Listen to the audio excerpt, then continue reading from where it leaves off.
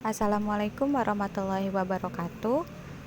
Kami dari kelompok 7 akan mempresentasikan tentang simulasi osilasi fisis dan non-osilasi bolak-balik.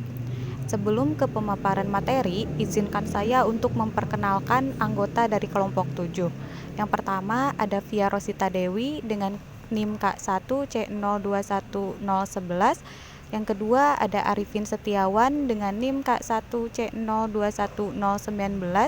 Yang ketiga ada Linda Astuti dengan NIM K1C021023. Yang keempat ada Santika Ganesh Subagja dengan NIM K1C021039. Yang kelima ada Siti Nurjana dengan NIM K1C021045.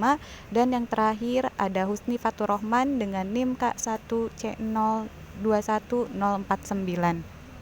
Proyek gelombang ini memiliki dua pembahasan, yaitu osilasi fisis dan non-osilasi bolak-balik. Pembahasan yang pertama yaitu osilasi fisis, yang terdiri dari satu pengertian osilasi, dua contoh penerapan osilasi, dan ketiga adalah video simulasi osilasi. Pengertian osilasi. Osilasi adalah gerak bolak-balik sebuah benda pada lintasan dengan selang waktu tertentu. Osilasi dibagi menjadi dua, yaitu yang pertama, osilasi harmonis sederhana adalah gerak osilasi benda yang dipengaruhi oleh gaya pemulih yang linear dan tidak mengalami gesekan sehingga tidak mengalami pengurangan tenaga. Yang kedua yaitu osilasi harmonis kompleks adalah gerak benda yang dipengaruhi oleh gaya penghambat atau redaman yang menyebabkan amplitudo osilasi berkurang secara perlahan terhadap waktu sampai akhirnya berhenti. Contoh dari penerapan konsep osilasi dalam dunia fisika adalah gerak harmonik sederhana menggunakan pegas. Ketika sebuah sistem dengan massa M terikat pada ujung pegas yang diberi setimpangan jarak Y, kemudian dilepas, maka sistem akan bergerak bolak-balik di titik setimbang yang dipengaruhi oleh gaya pemulih. Maka gerak inilah yang disebut dengan gerak harmonik sederhana. Berikut video simulasi gerak osilasi. Setiap gerak yang berulang dalam selang waktu yang sama disebut gerak periodik atau gerak harmonik. Jika suatu partikel dalam gerak periodik bergerak bolak-balik melalui lintasan yang sama, maka geraknya disebut dengan gerak osilasi. Pada kali ini, kita akan membahas tentang gerak osilasi pada pegas menggunakan PET simulasi. Di mana di dalam PET simulasi terdapat beberapa fitur-fitur yang berkaitan dengan pegas. Yang pertama itu ada grafik energi. Kemudian ada massa yang dapat diatur. Kemudian ada pegas itu sendiri. Lalu ada spring constant atau konstanta pegas yang dapat diatur namun tidak diketahui nilainya dan dapat dicari dengan sebuah persamaan. Lalu ada displacement yang akan menunjukkan arah pergerakan dari pegas. Dan natural length yaitu panjang natural atau panjang mula dari pegas. Dan ini adalah posisi semula dari pegas tersebut. Lalu ada mass equilibrium, yaitu titik setimbang ketika beban massa dikaitkan.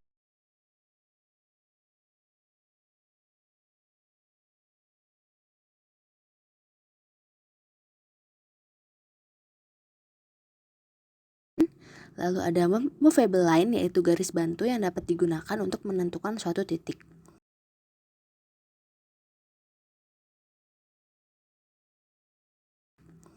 Lalu terdapat percepatan gravitasi, kemudian terdapat damping yaitu peredaman, kemudian ada velocity dan acceleration yang akan menunjukkan arah dari kecepatan dan percepatan dari pegas yang berisolasi.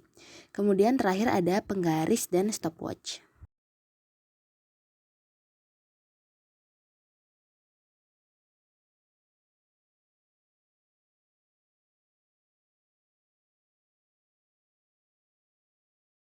Ini merupakan contoh dari arah, kecepatan, dan percepatan dari pegas yang berisolasi.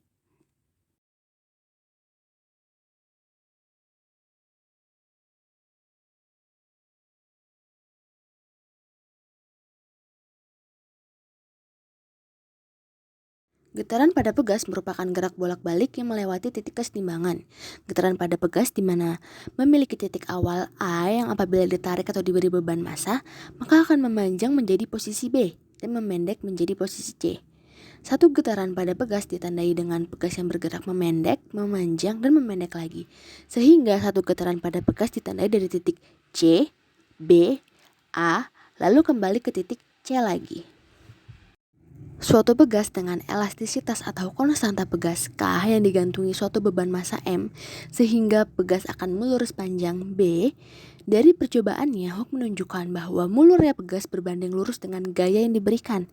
Lalu Hooke menemukan bahwa pertambahan panjang pegas atau delta X sangat bergantung pada karakteristik dari pegas tersebut. Pegas yang mudah meregang akan mengalami pertambahan panjang yang besar meskipun diberi gaya yang sangat kecil. Dan sebaliknya, pegas yang sulit meregang, pertambahan panjangnya kecil meskipun diberi gaya yang besar. Secara umum yang ditemukan oleh Hooke bisa dinyatakan dengan F sama dengan min K dikali delta X, dengan F adalah gaya tarik atau gaya pemulih, K adalah tetapan elastisitas pegas atau konstanta pegas, delta X adalah perubahan panjang pegas. Tanda minus menunjukkan bahwa arah gaya selalu berlawanan dengan arah simpangan. Bila simpangan ke atas, maka arah gaya ke bawah. Terdapat beberapa besaran yang ada pada sistem osilasi pegas. Yang pertama itu ada simpangan. Simpangan adalah jarak antara kedudukan benda yang bergetar dari kedudukan setimbangnya. Lalu yang kedua ada amplitudo, adalah simpangan maksimum dari titik kesetimbangan pada getaran yang dialami oleh pegas. Simpangan dan amplitudo pada pegas ditandai dengan pergerakan pegas dari titik kesetimbangannya, kemudian memanjang atau memendek, sehingga simpangan pada pegas ditunjukkan dari titik A ke titik B atau titik A ke titik C, dan amplitudo pada pegas adalah dari titik A ke titik B atau dari titik A ke titik C. Selanjutnya adalah periode yang menyatakan waktu selama terjadi satu kali getaran. Besar periode dinyatakan melalui perbandingan lamanya waktu bergetar atau T per banyaknya getaran N. Kemudian ada frekuensi yang menyatakan banyaknya getaran dalam 1 second dan besarnya dinyatakan melalui perbandingan banyaknya getaran N per selang waktu bergetar T. Kemudian dari persamaan F sama dengan min K dikali delta X, bila besar F sama dengan M dikali G dan perubahan panjang pegas dapat diukur, maka K dapat dicari dengan persamaan K sama dengan 4pi kuadrat dikali M per T kuadrat. Maka dengan mengganti harga F yang merupakan M dikali G, kita dapat menghitung percepatan gravitasinya juga dengan persamaan G sama dengan 4pi kuadrat dikali delta X per T kuadrat.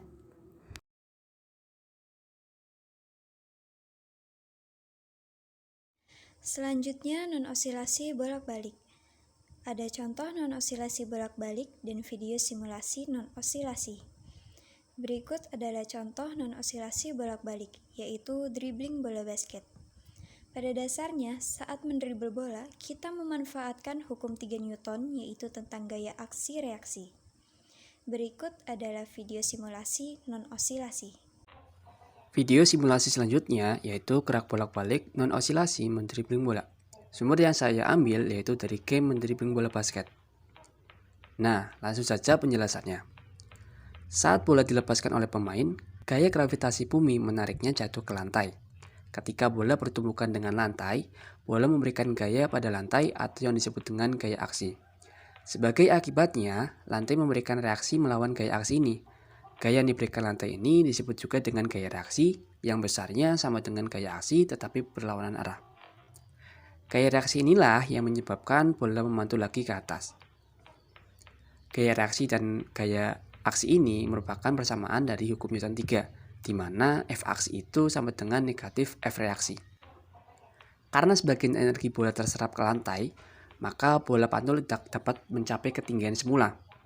Untuk mengkompensasi energi yang terserap oleh lantai, maka pemain harus memberikan dorongan kembali pada bola ke arah bawah sebagai ganti energi yang diserap. Dorongan ini akan diteruskan bola pada lantai. Karena mendapatkan gaya dorong yang lebih besar, maka lantai memberikan gaya reaksi yang lebih besar pula, yang menolak bola ke atas. Ketika pemain tidak memberikan dorongan kembali, maka energi bola lama-kelamaan akan habis dan bola akan berhenti memantul. Nah, yang selanjutnya yaitu ketika kita mendribbling bola, berarti kita memberikan gaya dorong kepada bola tersebut. Nah, gaya dorong inilah yang kemudian memberikan kecepatan pada bola basket sehingga bola dapat bergerak ke bawah dengan cepat. Gerak bola basket tersebut dinamakan gerak vertikal ke bawah atau GFB. Pada gerak vertikal ke bawah, kecepatan awal benda tidak sama dengan 0 atau V0 tidak sama dengan 0. Dengan kata lain, benda mengalami sebuah gaya tertentu yang membuat benda bergerak dengan kecepatan tertentu pula. Ada 3 persamaan dalam gerak vertikal bebas. Yang pertama, Vt sama dengan V0 plus G kali T. Yang kedua, H sama dengan V0 kali T negatif 1/2 G kali T. Yang ketiga adalah Vt kuadrat sama dengan V0 kuadrat min 2 kali G kali H. Sekian video simulasi dari kami.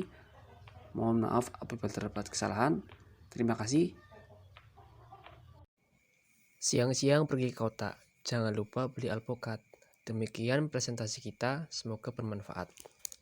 Apabila ada pertanyaan, silakan diajukan. Sekian saja presentasi dari kelompok 7. Terima kasih kepada teman-teman atas perhatiannya. Saya tutup. Wassalamualaikum warahmatullahi wabarakatuh.